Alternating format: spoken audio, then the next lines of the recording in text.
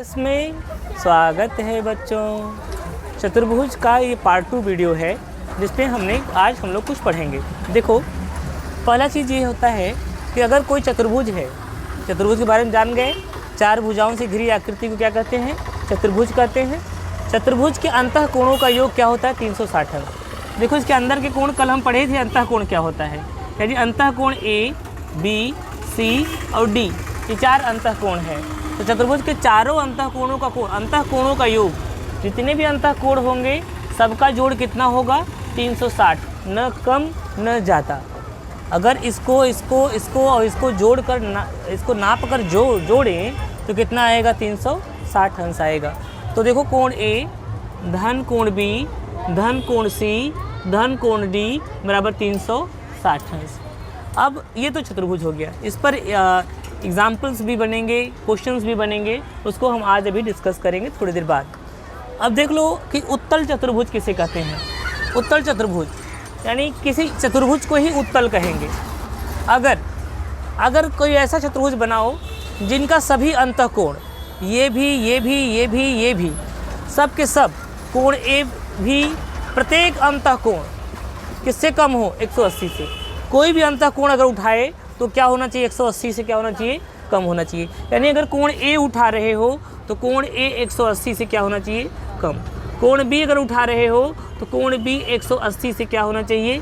180 से कम होना चाहिए। कोण सी उठा रहे हो तो कोण सी भी 180 अंश से क्या होना चाहिए? कम होना चाहिए। और कोण डी अगर उठा रहे हो तो कोण डी भी 180 अंश से क्या होना चाहिए? कम होना चाहिए। अगर ऐसा हो गया किसी चतुर्भुज में कि जितने भी अंतःकोण हैं सभी अंतःकोण 180 से कम हैं, तो उस चतुर्भुज को कहेंगे उत्तल चतुर्भुज। तो यहाँ देख सकते हो, अगर इसको हम मेज़र करें तो ये कोण ए 180 से कम आएगा। इसको मेजर करें तो कोण बी 180 से कम आएगा। इसको मेजर करें तो कोण सी 180 से कम आएगा। इसको अगर नापें तो कोण डी 180 से कम आएगा। यानी इस चतुर्भुज के सभी अंतःकोण, चारों अंतःकोण में सब के सब 180 से कम है अंतःकोण, इसलिए यह चतुर्भुज कैसा होगा? उत्तल चतुर्भुज होगा। अगर कोई एक ऐसा कोण मिल जाता जो 180 से अधिक हो जाता, मान लो 3 180 से कम है लेकिन एक भी 180 से अधिक हो गया, तो वह उत्तल न बनकर अवतल चतुर्भुज बन जाता है। तो उत्तल न बनकर क्या बन जाता है? अवतल चतुर्भुज। अवतल चतुर्भुज की क्या खास बात है? ऐसा चतुर्भुज जिसमें यदि कोई एक कोण भी 180 से अधिक हो तो उससे अवतल चतुर्भुज कहते हैं। यहाँ आ जाओ, देखो ये कोण ए 180 से कम है, 30 अंश के लगभग कोण है। कोण बी देखो 180 से कम है, 40-50 अंश के लगभग है। कोण सी देखो 180 से कम है, 30 अंश के लगभग है। लेकिन बच्चों कोण डी बड़ा हो गया। कोण डी 180 को ढक गया। क्यों? 180 अंश का कोण ऐसे सीधा रेखा होता है। ये तो सीधा छोड़ो, इधर से भी बढ़ गया और इधर से भी बढ़ गया इतना, ये कोण, और इधर चला गया और इधर चला गया। तो ये तो ऐसे 180 था अगर सीधा सीधा होता, लेकिन ये तो ऐसे हो गया। यानी यह कोण 180 से भी क्या हो गया? ज़्यादा हो गया। अगर इस चतुर्भुज का एक कोण 180 से भी अधिक हो गया, कोई भी कोण अगर अधिक हो गया तो वह उत्तल नहीं रहा, वह अवतल चतुर्भुज हो गया। यहाँ पे कोण बी क्या हो गया? 180 अंश से क्या हो गया? अधिक हो गया। इसलिए बाकी सब भले ही 180 से कम हो, लेकिन अगर एक भी कोण 180 से अधिक हो गया तो चतुर्भुज कैसा हो जाएगा? अवतल चतुर्भुज हो जाएगा। अब हम लोग बात करेंगे समांतर चतुर्भुज के बारे में। इसमें 10B अभ्यास 10B इससे होमवर्क हो जाएगा, पूरा का पूरा अभ्यास होमवर्क में हो जाएगा। अब हम लोग जो बात करेंगे वह 10C के लिए बात करेंगे, अभ्यास 10C के लिए बात करेंगे। और बातें बड़ी आसान हैं अभ्यास 10C के लिए। समांतर चतुर्भुज की बात करनी है। समांतर चतुर्भुज क्या होता है तुम लोग कल पढ़ चुके हो, ध्यान समझना। अब 10C के लिए जो इम्पोर्टेंट बात है वो समांतर चतुर्भुज किससे संबंधित बातें हैं। समांतर चतुर्भुज, बच्चों समांतर चतुर्भुज क्या होता है तुम जानते हो। कल हमने पढ़ाया था कि समांतर चतुर्भुज किसे कहते हैं। हमने कहा था A B C D, हमने कहा था ऐसा चतुर्भुज, उस चतुर्भुज को समांतर चतुर्भुज कहेंगे जिसके सम्मुख भुजाएं क्या होती हैं? समांतर होती हैं। जिसकी सम्मुख भुजाएं क्या होती हैं? समांतर होती हैं। पिछला वीडियो पार्ट 1 चतुर्भुज में मैंने ये पढ़ाया है। तो कल हम लोग इतने ही पढ़े थे। समांतर चतुर्भुज किसे कहते हैं? ऐसा चतुर्भुज जिसकी सम्मुख भुजाएं क्या हो? समांतर हो। ए बी किसके समांतर हो? DC के। AD किसके समांतर हो, BC के। तो अगर सम्मुख भुजाएं समांतर हैं तो चतुर्भुज कैसा होगा, समांतर चतुर्भुज होगा। समांतर चतुर्भुज की कुछ खास बातें, समांतर चतुर्भुज की कुछ खास बातें, तो खास बातें हम लोग देखेंगे, खास बातें या महत्वपूर्ण बातें।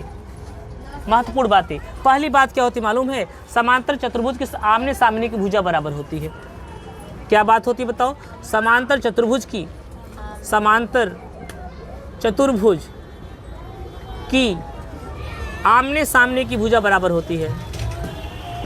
आमने सामने की भुजा बराबर होती है। पहली बात, भुजा बराबर होती है, बराबर होती है, ये पहली बात हो गई। तो चलो देखो चतुर्भुज में कौन सी बात हमने कर दिया, अर्थात अगर अर्थात आ जाओ, समांतर चतुर्भुज में इसके सामने भुजा कौन है, ये आमने सामने भुजाएं कौन है, ये दोनों आमने सामने हैं, तो AB किसके बराबर होगा, अर्थात AB बराबर होगा DC के। अगर कोई समांतर चतुर्भुज मिल जाए तो जान जाओ कि जो लंबाई AB की है वही DC की होगी, और ये भी आमने सामने की भुजा है, यानी जो लंबाई AD की है, जो लंबाई AD की है वही लंबाई क्या है, BC के। तो समांतर चतुर्भुज की पहली खास बात क्या हो गई, आमने सामने की भुजा क्या होती है, बराबर होती है। ये खास बात समझ में आ गया। अब इसको नोट कर लेना खास बात को। दूसरी खास बात लिखते हैं, समांतर चतुर्भुज की, समांतर चतुर्भुज की दूसरी खास बात है, समांतर चतुर्भुज की आमने सामने के कोण बराबर होते हैं। आमने सामने के कोण बराबर होते हैं, बराबर होती है। समांतर चतुर्भुज के आमने सामने की कोण क्या होती है, बराबर होती है। देखो कोण A के सामने कौन कोण है, C,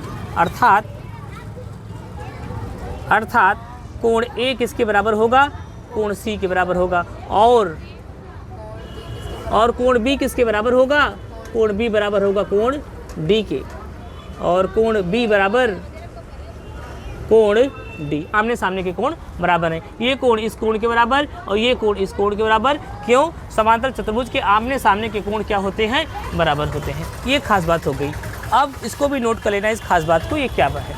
तीसरी बात होती है, तीसरी बहुत महत्वपूर्ण बात है, इसको नोट कर लेना, स्क्रीनशॉट लेकर या वीडियो रोक कर। अब हम मिटा रहे हैं इसको। तीसरी खास बात समांतर चतुर्भुज की, तीसरी खास बात समांतर चतुर्भुज की, क्या खास बात है समांतर चतुर्भुज की। हमने कल बताया था समांतर चतुर्भुज बारे में, तुम्हें कल बताया था समांतर चतुर्भुज बारे में। A B C D ये समांतर चतुर्भुज है, इसके बारे में बताया था। तीसरी खास बात क्या है समांतर चतुर्भुज की, देखो विकर्ण तुमको बताया था हमने कहा था सम्मुख शीर्ष को मिलाने पे क्या बनता है, विकर्ण बनता है। तो कितने विकर्ण है बताओ इसका, पहला विकर्ण कौन है इसका बोलो, ये हमने अगर मिला दिया इसको तो ये विकर्ण क्या हो गया, AC। AC एक विकर्ण है। तो विकर्ण अगर हम बात करें बच्चों, तो विकर्ण क्या हो गया, पहला विकर्ण हो गया AC, और दूसरा विकर्ण की बात करो, इसको फिर से मिलाओ, इसको मिलाओ, दूसरा विकर्ण क्या हो गया, BD। तो समांतर चतुर्भुज के विकर्ण देख रहे हो, दूसरे को कट कर रहे हैं। कहाँ कट कर रहे हैं, यहाँ पे कट कर रहे हैं। बड़े ध्यान से इस बात को समझना, समांतर चतुर्भुज के विकर्ण एक दूसरे क्या कर रहे हैं, कट कर रहे हैं, और जिस बिंदु पे कट कर रहे हैं उस बिंदु को कहते हैं O। जिस बिंदु पे कट कर रहे हैं उस बिंदु क्या कर रहे हैं, O। और ये विकर्ण जब कट करते हैं तो हर एक विकर्ण दो भागों में बढ़ जाता है। यह विकर्ण जो था वह दो भागों में बढ़ गया, AO और OC, और यह भी जो विकर्ण था वो भी दो भागों में बढ़ गया, BO और OD। तो ये विकर्ण क्या हो गए, विभाजित हो गए। कैसे हो गए, विभाजित हो गए। और फिर समझो, ये जो AC विकर्ण था, AC विकर्ण था वो द्विभाजित हो गया, द्विभाग में क्या हो गया, बढ़ गया। किस भाग में, AO और OC। तो ये क्या हो गया, द्विभाजित हो गया। क्या हो गया, द्विभाग में ये बढ़ गया, द्विभाजित हो गया। और ये BD जो विकर्ण था बच्चों, BD भी द्विभाजित हो गया, द्विभाजित हो गया, BO और OD में द्विभाजित हो गया। इंटरेस्टिंग बात ये है, अच्छी बात ये है कि न सिर्फ द्विभाजित होते हैं, ये सम द्विभाजित होते हैं।